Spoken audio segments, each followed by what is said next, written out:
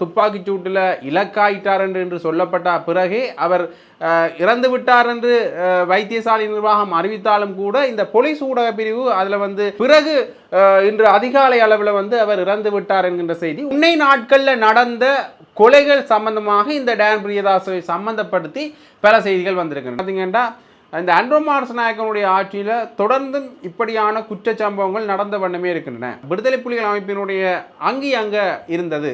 ஆகவே அந்த திசை திருப்பப்பட்டது விடுதலை புலிகள் அமைப்பினர் தான் இதை செய்திருக்கலாம். இப்படியாக ஒரு முன்னேற்றகரமான நிலைப்பாடு தான் இந்த கொலை தொடர்பான விடயத்தில் வந்திருக்கின்றது. ஆகவே இந்த கொலை சம்பந்தமான விடயங்களில் நாங்கள் 2 கேள்விகளுக்கு பதில் கண்டுபிடித்து விட்டோம். இன்னும் 4 கேள்விகளுக்கு எங்களுக்கு பதில் தேவைப்படுகின்றன. யுத்தத்தினாலே அழிக்கப்பட்டு சிதைவடைந்து போயிருக்கின்ற எங்களுடைய நகரத்தை நீங்கள் மீட்டெடுத்து தர வேண்டும். எங்களுடைய மக்களை கொன்று குவித்தவர்களை நீங்கள் நீதியின் முன் நிறுத்த வேண்டும் என்கின்ற பல்வேறு விடயங்களை தொடர்ச்சியாக எங்களுடைய உயிர் இருக்கும் வரை எங்களுடைய அரசியல் போராட்டம் தொடரும். தமிழ் மக்களுக்கான ஒரு நேர்மையான அரசியலை நாங்கள் முன்னெடுப்பதற்கு தயாராகத்தான் இருக்கிறோம்.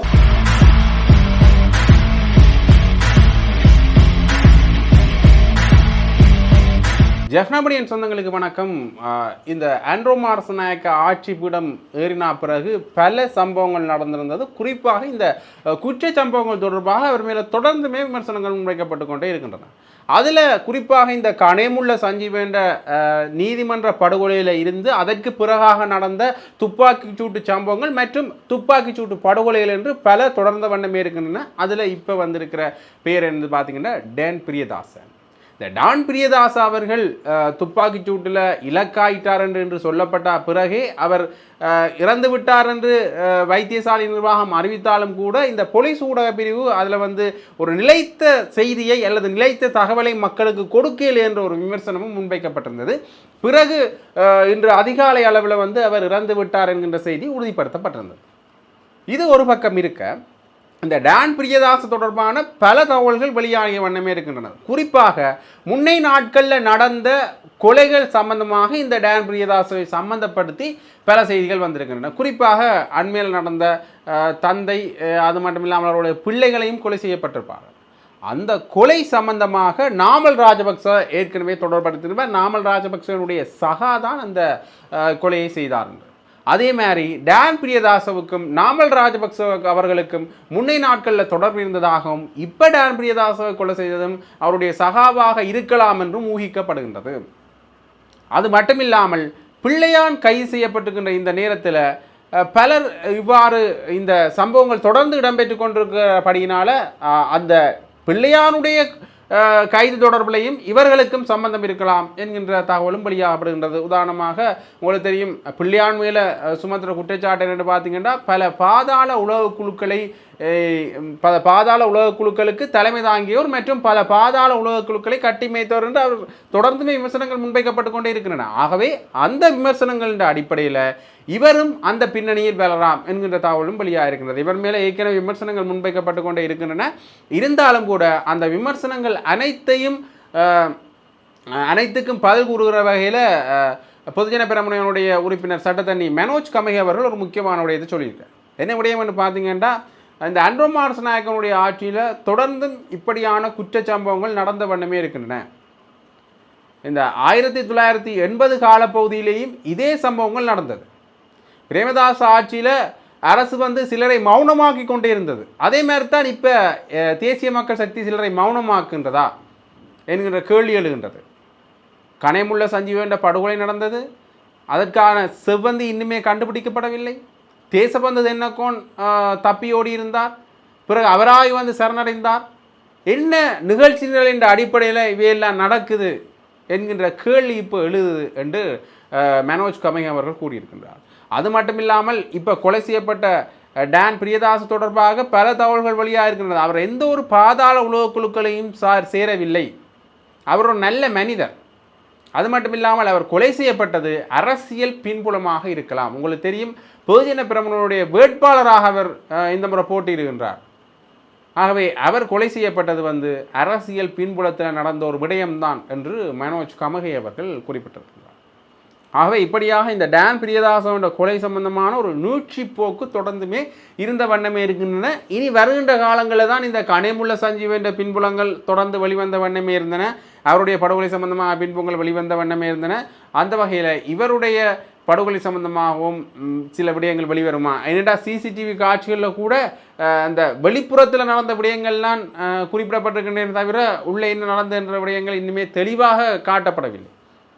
ஆகவே இது தொடர்பாகவும் போலீசார் நடவடிக்கை எடுப்பார்களா, என்ன வகையில் இந்த ஆராய்ச்சி நடக்கும் என்றதையும் தொடர்ந்து தான் பார்க்கலாம். அது மட்டும் இல்லாமல் இன்னொரு முக்கியமான விடயம் இந்த வவுனத்தீவில் நடந்த போலீசாருடைய படுகொலைகள். இப்போ இந்த படுகொலை சம்பந்தமாக முன்னே நாளில் பேசப்பட்டது என்று பார்த்தீங்கன்னா விடுதலை புலிகள் அமைப்பினுடைய அங்கே இருந்தது. ஆகவே அந்த திசை திருப்பப்பட்டது விடுதலை புலிகள் அமைப்பினர் தான் இதை செய்திருக்கலாம் என்று. ஆகவே ஆண்ட்ரோமா ரசநாயக் அவர்கள் இந்த விடயத்தில் ஒரு இந்த கொலை தொடர்பான ஒரு விடயத்தை குறிப்பிட்டிருக்கிறார் என்று பார்த்தீங்கன்னா இதில் 6 கேள்விகள் எங்களுக்கு இருந்தது. அதில் 2 கேள்விகளுக்கு இப்போ பதில் கிடைச்சிருக்கு. ஒன்று இது சம்பந்தமாக இந்த அங்கியை போட்டது யார் என்று 2 நபர்கள் சந்தேகத்தின் அடிப்படையில் கைது செய்யப்பட்டிருக்கிறார். அது மட்டும் இல்லாமல் FBA கொடுத்த தகவலின் அடிப்படையில் அவர்கள் பயன்படுத்திய தொலைபேசியினுடைய EMI எண்களை வைத்துக்கொண்டு நாங்கள் அவர்களை பிடித்திருக்கின்றோம். ஆக இப்படியாக ஒரு முன்னேற்றகரமான நிலைப்பாடு தான் இந்த கொலை தொடர்பான விடயத்தில் வந்திருக்கின்றது. ஆகவே இந்த கொலை சம்பந்தமான விடயங்களில் நாங்கள் 2 கேள்விகளுக்கு பதில் கண்டுபிடித்து விட்டோம். இன்னும் 4 கேள்விகளுக்கு எங்களுக்கு பதில் தேவைப்படுகின்றன. அவர் ஏற்கனவே பேசுகின்ற பொழுது ஒரு விடயத்தை குறிப்பிட்டிருக்கார் என்று பார்த்தீங்கன்னா பல அரசியல் பின்புலத்தில் இருக்கிறவர்கள் இந்த உயிர்த்த நேர தாக்குதல்களை சம்பந்தப்பட்டிருந்ததால் தான் எங்களால் இன்னுமே கண்டுபிடிக்க முடியலை. முன்னைய நாட்களில் ஆட்சி பீடம் ஏறுவதற்காக அல்லது ஆட்சியை பிடிப்பதற்காகத்தான் இந்த உயிர்த்த நேர தாக்குதல்கள் நடந்தது. அதுன்ற ஒரு பகுதியாகத்தான் இப்போ இந்த கண்டுபிடிப்புகள் கூட, அதாவது இது தொடர்பான நடந்த விசாரணைகள், அது மட்டும் இல்லாமல் சாட்சியங்கள் கூட மறைக்கப்பட்டிருந்தன. அதால் தான் எங்களுக்கு இப்போ கொஞ்சம் கஷ்டமாக இருக்குது, பல விடயங்களை வெளியிட முடியலை என்றவர் சொல்லியிருந்தார்.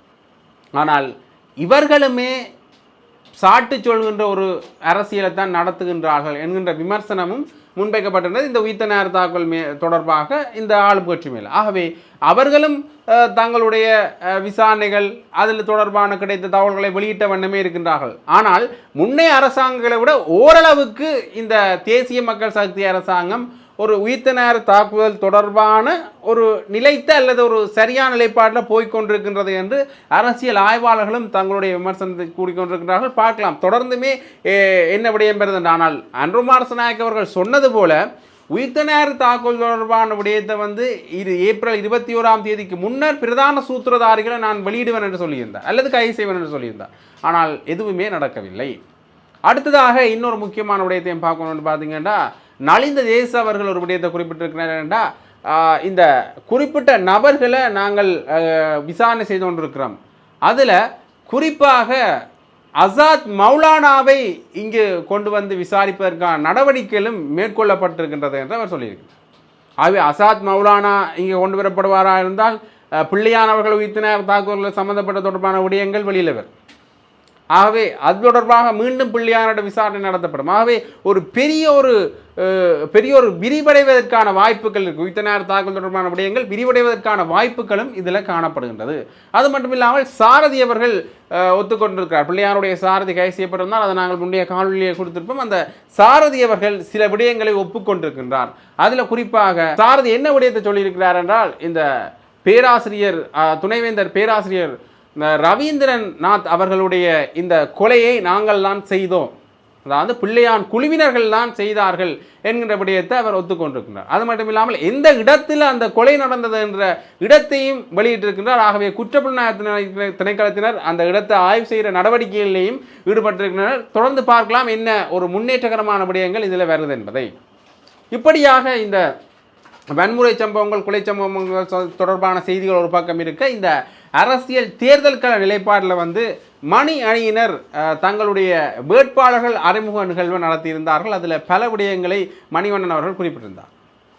அதில் அவர் முக்கியமான ஒரு விடயத்தை குறிப்பிடுகிறார் என்று பார்த்தீங்கன்னா, நான் ஏற்கனவே சொல்லியிருந்தேன் இந்த தமிழ் கட்சிகளுக்கு ஆதரவு நிலைப்பாட்டை நான் கொடுப்பேன் என்று. அதில் குறிப்பாக அவர் சொல்கின்ற பொழுது, இந்த தேசிய மக்கள் சக்தி அல்லது ஒரு சிங்கள கட்சிக்கு நாங்கள் ஆதரவு கொடுத்தால் மீண்டுமே ஒரு சிங்கள மேலாதிக்கத்துக்கு போக வேண்டிய ஒரு கட்டாயம் ஒன்று எங்களுக்கு வரும். ஆகவே நாங்கள் தான் தமிழ் கட்சிகளுக்கு என்னுடைய ஆதரவை தெரிவிப்பேன் என்று நான் கூறியிருந்தேன். ஆனால் இப்பொழுது பார்க்கின்ற பொழுது தமிழரசு கட்சி தனித்து இயங்குகின்றது. அவர்களுடைய போக்குகள் தொடர்பாக ஒரு நல்ல ஒரு கருத்து இல்லை. அதே மாதிரி ஏனைய கட்சிகளும் கூட ஒவ்வொரு கூட்டணிகளை மையப்படுத்தி இயங்கிக் கொண்டிருக்கின்றது. ஆகவே இதால் ஒரு முடிவை எடுக்கக்கூடிய சூழ்நிலை எங்களுக்கு இல்லை. ஆகவே மக்கள் நீங்களாகவே பார்த்து யாருடைய கட்சி உங்களுடைய உள்ளூராட்சி தேர்தலில் நல்ல விடயங்களை அல்லது அபிவிருத்தி திட்டங்களை செய்யுமோ அந்த கட்சிக்கு நீங்கள் வாக்களியுங்கள் என்று அவர் குறிப்பிட்டிருக்கின்றார். அது தொடர்பான காணொலியையும் நான் இதோட நினைக்கிறேன், பார்த்துக்கொள்ளும். எங்களை பொறுத்த மட்டிலே வடக்கு மாகாணத்திலே நாங்கள் பல்வேறு சபைகளிலே இந்த தேர்தலிலே தமிழ் மக்கள் கூட்டணி மாநிலத்திலே போட்டியிட்டுக் கொண்டிருக்கின்றோம். அதிலே 4 இடங்களிலே எங்களுடைய வேட்புமனுக்கள் நிராகரிக்கப்பட்டிருக்கின்றது. அதை தவிர நாங்கள் போட்டியிடுகின்ற அனைத்து பிரதேச சபைகளிலும் தமிழ் மக்கள் கூட்டணியினுடைய மான் சின்னத்திலே போட்டியிடுகின்ற வேட்பாளர்களாகிய நீங்கள் வெற்றி பெற்று நாளை உள்ளூராட்சி மன்றங்களினுடைய உறுப்பினர்களாக வர வேண்டும் என்று நாங்கள் உங்களை வாழ்த்திக் கொண்டு என்னுடைய உரைக்குள் நான் செல்லலாம் என்று நான் நிற்கின்றேன்.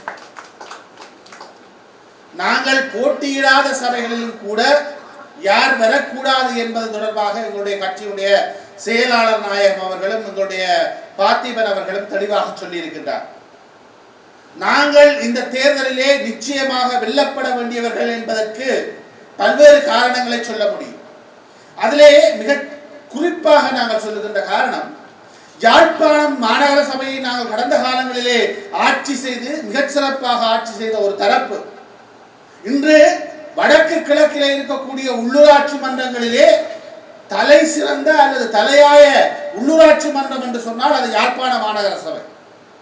அந்த யாழ்ப்பாண மாநகர சபை என்பது ஒரு அடையாளம். பாராளுமன்றத்துக்கு அடுத்ததாக யாழ்ப்பாண மாநகர சபை என்பது ஒரு அடையாளம். அந்த மாநகர சபையினுடைய முதல்வரை வெளிநாட்டில் இருந்து வருகின்ற அத்தனை ராஜதந்திரிகளும் சந்திப்பது வழமை. எந்த ஒரு ராஜதந்திரியும் யாழ்ப்பாணத்துக்கு வந்தால் மாநகர சபைக்கோ மாநகர முதல்வரிடமோ விஜயம் செய்யாது திரும்பி சென்ற வரலாறே கிடையாது. ஒவ்வொரு தடவை ஒவ்வொரு ராஜதந்திரியும் ஒவ்வொரு நாட்டினுடைய தூதுவரும் யாழ்ப்பாணம் வருகின்ற பொழுது, நான் மாநகர முதல்வராக இருந்த காலத்தில் என்னை சந்தித்தார்கள். என்னை சந்தித்த பொழுது நான் அவர்களிடம் மீள மீள வலியுறுத்திய விடயங்கள், எங்களுடைய இழந்து போன ஆட்சியை, எங்களுடைய இழந்து போன உரிமையை நீங்கள் எங்களுக்கு பெற்றுத் தர வேண்டும். யுத்தத்தினாலே அழிக்கப்பட்டு சிதைவடைந்து போயிருக்கின்ற எங்களுடைய நகரத்தை நீங்கள் மீட்டெடுத்து தர வேண்டும். எங்களுடைய மக்களை கொன்று குவித்தவர்களை நீங்கள் நீதியின் முன் நிறுத்த வேண்டும் என்கின்ற பல்வேறு விடயங்களை தொடர்ச்சியாக குரல் கொடுத்து சொல்லிக் கொண்டிருந்த ஒருவர் தான் நாங்கள். இன்று அந்த மாநகர சபையிலே ஒரு பொம்மையை இருத்த வேண்டும். அந்த மாநகர சபையை தென்னிலங்கை தன்னுடைய வசப்படுத்தி விட்டது. சிங்கள தேசிய கட்சி, தேசியவாத கட்சி அதனுடைய ஆட்சி பீடத்தில் ஏறிவிட்டது என்ற ஒரு செய்தியை சொல்ல வேண்டும் என்பதற்காக நாங்கள் நயவஞ்சகமாக தோற்கடிக்கப்பட்டு இன்று நாங்கள் வெளியேற்றப்பட்டிருக்கின்றோம். நாங்கள் தோற்கடிக்கப்படவில்லை, நாங்கள் போட்டியிட முடியாதவாறு தடுக்கப்பட்டிருக்கின்றோம். இந்த சந்தர்ப்பத்திலே நாங்கள் ஒன்றை சொல்லுகின்றோம், எங்களை தோற்கடித்து அல்லது எங்களை வெளியேற்றி எங்களை போட்டியிடாமல் வைத்து இந்த மாநகர சபையை கைப்பற்றி விடலாம் என்று துடிக்கின்ற தரப்புகளுக்கு நாங்கள் மரண அடியை எங்களுடைய மக்கள் இந்த தேர்தலிலே கொடுப்பார்கள் என்கின்ற ஆணித்தரமான நம்பிக்கை எங்களுக்கு இருக்கிறது. அதற்காகவும் நாங்கள் கடுமையாக உழைப்போம். மாநகர சபையிலே எங்களை வீழ்த்தி விட்டால் தமிழ் மக்கள் கூட்டணியை ஒழித்து விடலாம், எதிர்காலத்தில் அவர்களுடைய வளர்ச்சியை இல்லாமல் செய்து விடலாம் என்று பலர் கற்பனை காணுகிறார்கள். அது அவர்களுடைய கற்பனையாகத்தான் இருக்குமே தவிர ஒருபோதும் நடைமுறையில் வராது என்பதையும் நான் ஆணித்தரமாக இந்த சந்தர்ப்பத்திலே சொல்லிக் கொள்கின்றேன். தமிழ் மக்கள் கூட்டணி, தமிழ் மக்களுடைய எதிர்காலம் என்பது எல்லோருக்கும் தெரியும். தமிழ் மக்கள் கூட்டணி தமிழ் மக்களுடைய எதிர்காலமாக வரக்கூடாது, அவர்களை முளையிலேயே கிள்ளி எறிய வேண்டும் என்கின்ற துடிப்போடு இங்கு பலரும் சதி செய்து கொண்டிருக்கிறார்கள். அந்த சதிகளை நாங்கள் துடைத்து எறிவோம். அந்த சதிகளை நாங்கள் முறியடித்து எங்களுடைய வெற்றி பாதையிலே நாங்கள் செல்வோம். நாங்கள் போட்டியிடுகின்ற அத்தனை சபைகளிலும் எங்களுடைய தாக்கத்தை நாங்கள் நிச்சயமாக ஏற்படுத்துவோம். அதற்காக நீங்கள் ஒவ்வொருவரும் அம்பிலிருந்து சீறிப்பாய்கின்ற அம்புகளாக வில்லிலிருந்து சிரிப்பாகின்ற அம்புகளாக நீங்கள் ஒவ்வொருவரும் இந்த பிரச்சார களத்திலே நீங்கள் குதிக்க வேண்டும். உங்களுக்கான அனைத்து பக்க உதவிகளையும் நாங்கள் செய்து தருவதற்கு நாங்கள் காத்திரமாக தயாராக இருக்கிறோம். நாங்கள் எங்களுக்கு வழங்கப்பட்டிருக்கின்ற சொற்ப நாட்களிலே, மிக குறுகிய கால பகுதியிலே நாங்கள் வீறு நடை போட வேண்டும். நாங்கள் ஒவ்வொரு வீடு வீடாக சென்று எங்களுடைய கட்சிக்கு இழைக்கப்பட்ட அநீதியை, எங்களுடைய கட்சி கடந்த காலங்களில் செய்த சாதனைகளை சொல்லி மக்களை எங்களை நோக்கி திருப்பி எங்களை வெற்றி நடை போட செய்ய வேண்டிய பாரிய பொறுப்பு உங்கள் ஒவ்வொருவருக்கும் இருக்கிறது. அன்புக்குரியவர்களே, நாங்கள் ஓய்ந்து விட போவதில்லை. நாங்கள் எத்தனை சதிகளை கண்டும் பயந்து விட போவதில்லை. எங்களுடைய வளர்ச்சியை தடுப்பதற்காக நான் பல்வேறு தடவைகள் கைது செய்யப்பட்டிருக்கிறேன். நான் பல்வேறு வழக்குகளில் என்னை அகப்பட செய்திருக்கிறார்கள். என்று எங்களுடைய வேட்புமனுவை சதி செய்து நிராகரித்திருக்கிறார்கள். என்று எங்களுடைய வேட்புமனுவை நிராகரித்த காரணத்திற்காக நிராகரிக்கப்பட்ட எல்லா வேட்புமனுக்களும் இப்பொழுது ஏற்றுக்கொள்ளப்பட்டிருக்கிறது. நாங்கள் மட்டும் ஏற்கப்படாதவர்களாக இருக்கின்றோம். இன்று இலங்கையிலே செலக்டிவாக நீதி வழங்கப்பட்டிருக்கிறது. நாங்கள் இந்த பின்னடைவுகளை கண்டு, இந்த சதிகளை கண்டு, இந்த தோல்விகளை கண்டு நாங்கள் ஓய்ந்து விட போவதில்லை. மாறாக நாங்கள் அதையும் விட வேகமாக பாய்ந்து செல்கின்ற அம்புகளாகவே நாங்கள் இருக்க போகின்றோம். எதிர்காலத்தை நாங்கள் வழிநடத்துவதற்கு நாங்கள் தயாராக இருக்கிறோம். நாங்கள் வழிநடத்தியே தீருவோம். நாங்கள் கடந்த முறை யாழ்ப்பாண மாநகர சபை மட்டுமல்ல, நல்லூர் பிரதேச சபையும் எங்களுடைய ஆளுகையில் இருந்தது. காரநகர் பிரதேச சபையினுடைய தவிசாளரும் இன்று எங்களுடன் போட்டியிடுகின்றார். இந்த 2 சபைகளையும் நிச்சயமாக மீளவும் நாங்கள் எடுத்து ஆளுவோம் என்கின்ற நம்பிக்கை எங்களுக்கு இருக்கிறது. அதை நாங்கள் நிச்சயமாக செய்வோம். அதற்காக ஒவ்வொருவரும் அர்ப்பணிப்போடு நாங்கள் போராடுகின்ற அதே வேளை ஏனைய பிரதேச சபைகளையும் கைப்பற்றுவதற்கான முழுமையான முயற்சியிலே தமிழ் மக்கள் கூட்டணி நிச்சயமாக ஈடுபடும். அந்த முயற்சியிலே நீங்கள் ஒவ்வொருவரும் ஈடுபட வேண்டும். நாங்கள் உங்கள் ஒவ்வொருவருக்கும் பக்கபலமாக உங்களோடு வீடு வீடாக வருவதற்கு நாங்கள் தயாராக இருக்கிறோம். அன்புக்குரியவர்களே, இது வாழ்வா சாவா என்கின்ற போராட்டம். இந்த போராட்ட காலத்திலே நாங்கள் போராடி கொண்டிருக்கிறோம். இதிலே இழப்பதற்கு எங்களுக்கு எதுவுமே இல்லை. கரணம் தப்பினால் மரணம் என்ற ரீதியிலே நாங்கள் இந்த தேர்தல் களத்தில் இருக்கிறோம். மிகுந்த நிதி நெருக்கடிக்கு மத்தியில் நாங்கள் போராடி கொண்டிருக்கிறோம். மிகுந்த சதிகளுக்கு மத்தியிலே நாங்கள் போராடி கொண்டிருக்கிறோம். இன்று அனைத்து தரப்புகளும் திருப்பி தாக்குகின்ற ஒரே ஒரு தரப்பாக நாங்கள் இருக்கின்றோம். ஒன்றை மட்டும் நான் சொல்ல வேண்டும். இன்று பல கட்சிகளும் தமிழ் மக்கள் கூட்டணி என்கின்ற பெயரில் போலியான முகநூல்களை ஆரம்பித்து முகநூலிலே எங்களுடைய கட்சியை போன்று அவதூறான செய்திகளை பரப்புகின்ற கேவலமான கீழ்த்தரமான ஒரு அரசியலை முன்னெடுக்கிறார்கள். ஏன்? எங்கள் மீதான அச்சம். இந்த காரநகர் பிரதேச சபையிலே போட்டியிடுகின்ற எங்களுடைய வேட்பாளர்களுடைய படங்களை போட்டு வேறு வேறு சின்னங்களை போட்டு பிரசுரங்களை அடித்து விடுகிறார்கள். ஏன்? எங்களுடைய வேட்பாளர்கள் மீதான அச்சம், எங்களை தோற்கடிக்க வேண்டும் என்ற சதி, எங்களை இல்லாமல் செய்ய வேண்டும் என்ற சூழ்ச்சி. இந்த அனைத்து சூழ்ச்சிகளையும் நாங்கள் வெற்றிகரமாக தாண்டுவதில் தான் எங்களுடைய எதிர்காலம் தங்கி இருக்கிறது. எங்களுடைய எதிர்காலத்தை நாங்கள் மீட்டெடுக்க வேண்டுமாக இருந்தால், எங்களுடைய மண்ணை நாங்கள் பாதுகாக்க வேண்டுமாக இருந்தால், எங்களுடைய மண்ணை நாங்கள் வளம்படுத்த வேண்டுமாக இருந்தால், இந்த மண்ணிலே தமிழ் மக்கள் கூட்டணி ஒரு தவிர்க்கப்பட முடியாத ஒரு சக்தியாக மீளெழுச்சி பெற வேண்டியது காலத்தின் தேவை. அந்த தேவையை நீங்கள் ஒவ்வொருவரும் ஒரு வரலாற்று கடமையாக, ஒரு வரலாற்று பொறுப்பாக நீங்கள் ஆற்ற வேண்டும் என்பது என்னுடைய தயவான வேண்டுகோள். எங்களுடைய கட்சி ஆரம்பிக்கப்பட்டு வெறும் 2-3 ஆண்டுகள் தான். எங்களுடைய சின்னம் போட்டியிட்ட தேர்தல் முதலாவது தேர்தல் போன தேர்தல் மாத்திரம்தான். போன பாராளுமன்ற தேர்தலில் தான் யாழ்ப்பாணத்தில் மான் சின்னமே முதல் அறிமுகம் செய்யப்பட்டது. அந்த முதலாவது தேர்தலிலே மிகப்பெரிய சக்திகளே, மிகப்பெரிய அரசியல்வாதிகளே, மிகப்பெரிய நீண்டகால அரசியல் வரலாற்றை கொண்ட கட்சிகளே தடுமாறிய பொழுது நாங்கள் பெற்ற வாக்குகள் என்பது மிக காத்திரமானது. மிக நீண்ட வரலாற்றை கொண்ட தமிழரசு கட்சி வெறும் 30,000 வாக்குகளை யாழ்ப்பாண மாவட்டத்தில் பெற்ற பொழுது நாங்கள் அதன் அரைவாசி வாக்குகளை பெற்றிருக்கிறோம் வெறும் 2 ஆண்டுகளில். கட்சி ஆரம்பிக்கப்பட்டு வெறும் 2 ஆண்டுகளில். கட்சி ஆரம்பிக்கப்பட்டு முதலாவது தடவையாக எங்களுடைய சின்னத்தை தவறவிட்ட ஆண்டில் 5 கட்சிகளின் கூட்டாக போட்டியிட்ட ஒரு தரப்பை நாங்கள் வெறும் 7,000 வாக்குகள் தான் நாங்கள் குறைவாக பெற்றிருந்தோம். அமைச்சர்களாக இருந்தவர்கள் மன்கவின நேரம் நாங்கள் 13,000க்கு மேற்பட்ட வாக்குகளை பெற்றோம். இது மிகப்பெரிய ஒரு சாதனை. ஒரு கட்சி ஆரம்பிக்கப்பட்டு முதலாவது தேர்தலிலே இவ்வளவு வாக்குகளை எந்த ஒரு கட்சியோடும் கூட்டு சேராது தனித்து நின்று பெற்றது என்பது வரலாற்று சாதனை. அந்த வரலாற்று சாதனையை இந்த தேர்தலில் நாங்கள் எடுத்து சென்று அதை பன்மடங்காக மாற்ற வேண்டும். அதனூடாக ஒரு புதிய அரசியல் கலாச்சாரத்தை இந்த மண்ணிலே கட்டியெழுப்ப வேண்டும். எங்களுக்கு அரசியல் செய்வதற்கு தேவையில்லை. எங்களுக்கு வேற வேலை இல்லாமல் நாங்கள் அரசியலுக்கு வரவில்லை. பணம் சேர்ப்பதற்காக அரசியலுக்கு வரவில்லை. சொத்து சேர்ப்பதற்காக அரசியலுக்கு வரவில்லை. புகழுக்காக அரசியலுக்கு வரவில்லை. எங்களுடைய மண் பறிக்கப்பட்டிருக்கிறது. எங்களுடைய இனம் அழிக்கப்பட்டிருக்கிறது. எங்களுடைய சொத்துக்கள் அழிக்கப்பட்டிருக்கின்றன. நாங்கள் முள்ளிவாய்க்காலிலே இழந்த அவலத்துக்கு நியாயம் கிடைக்கவில்லை.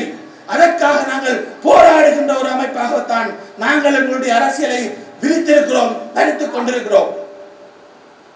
எங்களுடைய அரசியல் முடிக்கப்பட முடியாது. எங்களுடைய உயிர் இருக்கும் வரை எங்களுடைய அரசியல் போராட்டம் தொடரும். தமிழ் மக்களுக்கான ஒரு நேர்மையான அரசியலை நாங்கள் முன்னெடுப்பதற்கு தயாராகத்தான் இருக்கிறோம். அது ஒருபோதும் நாங்கள் ஓய்ந்து விடப் போவதில்லை.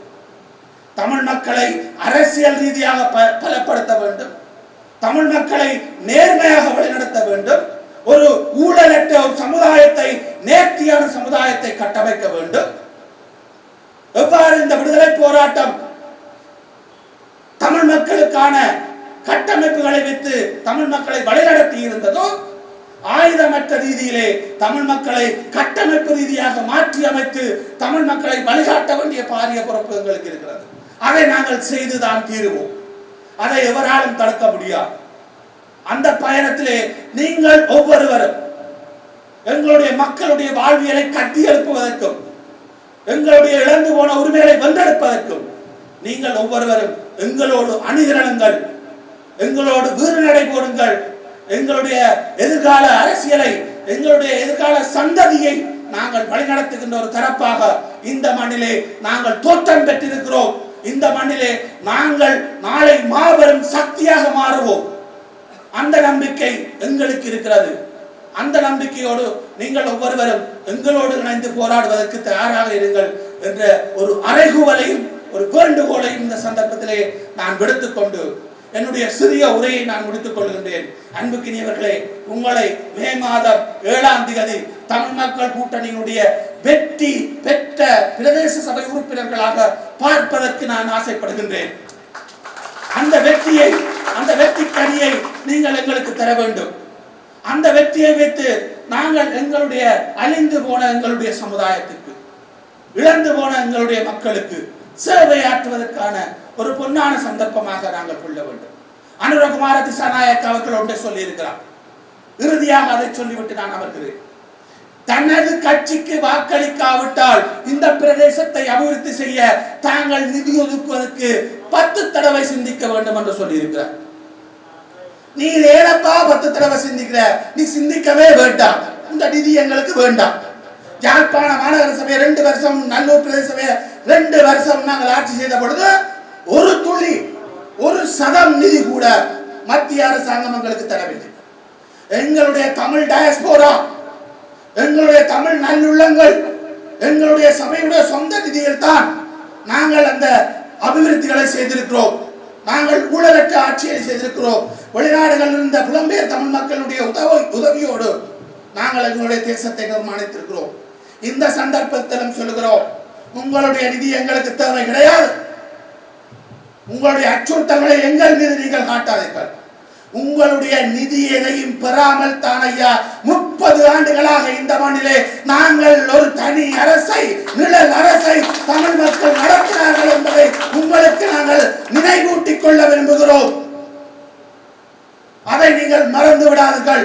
உங்களுடைய காசில் அல்ல இங்கு தமிழ் மக்கள் ஆயுத போராட்டம் நடத்தியதும் சரி, உங்களுடைய காசில் அல்ல இங்கு தமிழ் மக்கள் ஒரு நிழல் அரசை நடத்தியதும் சரி. உங்களுடைய இந்த புருடா அரசியலை, இந்த ஏமாற்று அரசியலை, இந்த பம்மாத்து அரசியலை, இந்த அச்சுறுத்தும் அரசியலை நீங்கள் கொண்டே குப்பைக்குள் போடுங்கள். எங்களுடைய புலம்பெயர் தமிழ் மக்களுடைய நிதியிலே, எங்களுடைய சொந்த நிதியிலே எங்களுடைய தேசங்களை நாங்கள் அபிவிருத்தி செய்வதற்கு நாங்கள் தயாராக இருக்கிறோம். எங்களுடைய தேசத்தை நாங்களே கட்டியெழுப்ப தயாராக இருக்கிறோம். இந்த அச்சுறுத்தல்கள் எங்களுக்கு, இந்த பரப்பு எங்களிடம் வேகாது என்கின்ற செய்தியையும் நாம் சொல்லிக்கொண்டு